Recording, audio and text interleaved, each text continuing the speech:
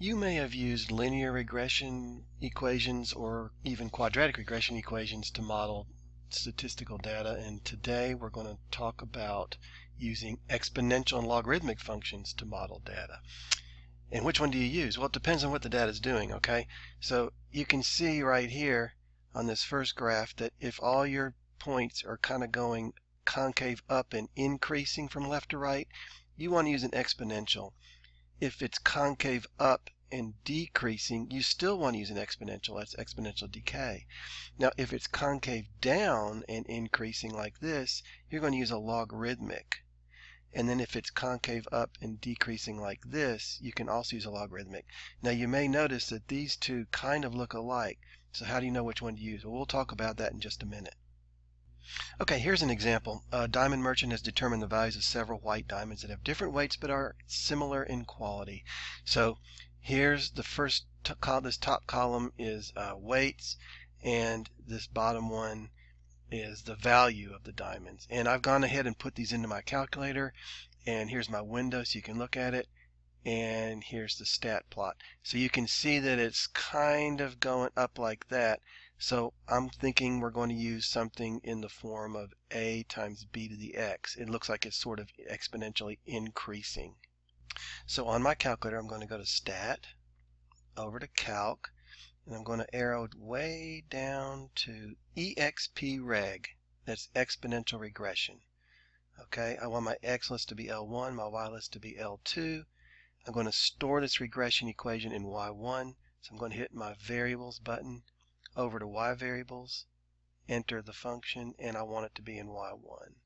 And I hit enter and enter to calculate. So there it is. This is going to be 4067.64 times 1.38 raised to the x power. And this right here, this r, is called the correlation coefficient, and you want that to be as close to 1 as possible. So this is really close to 1, so it's a very good match to our data. If you do not see this r, then what you need to do is go to Mode and arrow down, way down, until you see Stat Diagnostics, and you want to make sure that it's on right there, okay? Okay, so now when I graph this, you can see that, yes, this does match our data very, very closely.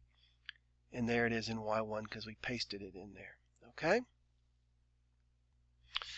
So here's the graph, and here's the exponential equation. Y equals 4067.64 times 1.38164 raised to the x power, and r is 0.997.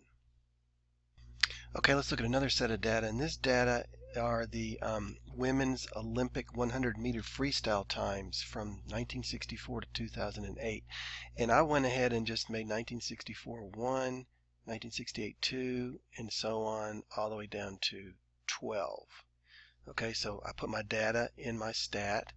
Here's my window. X is going from 0 to 15. Y is going from 50 to 61. And here's the stat plot. So you can see it's doing this.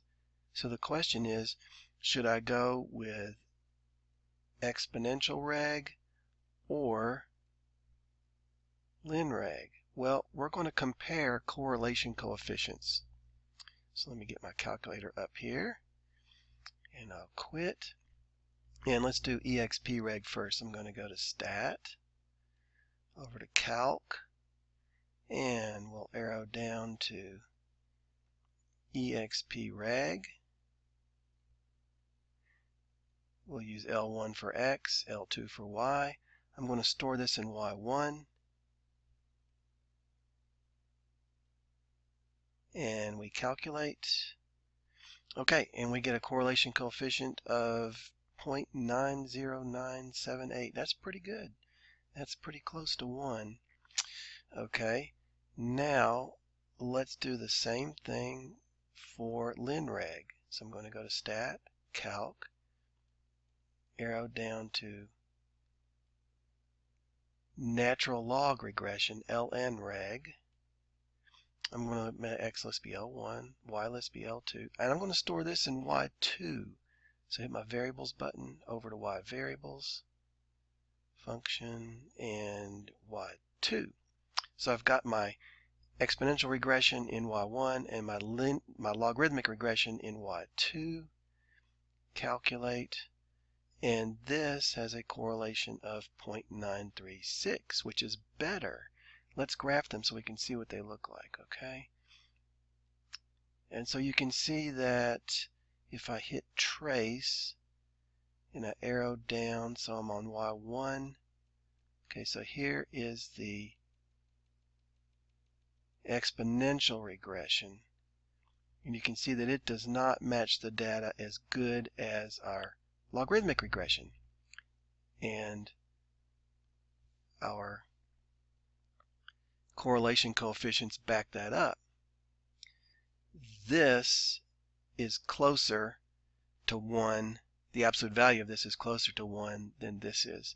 So our best regression function would be y equals 60.551 minus 2.8669 times the natural log of x. That'd be the one we go with.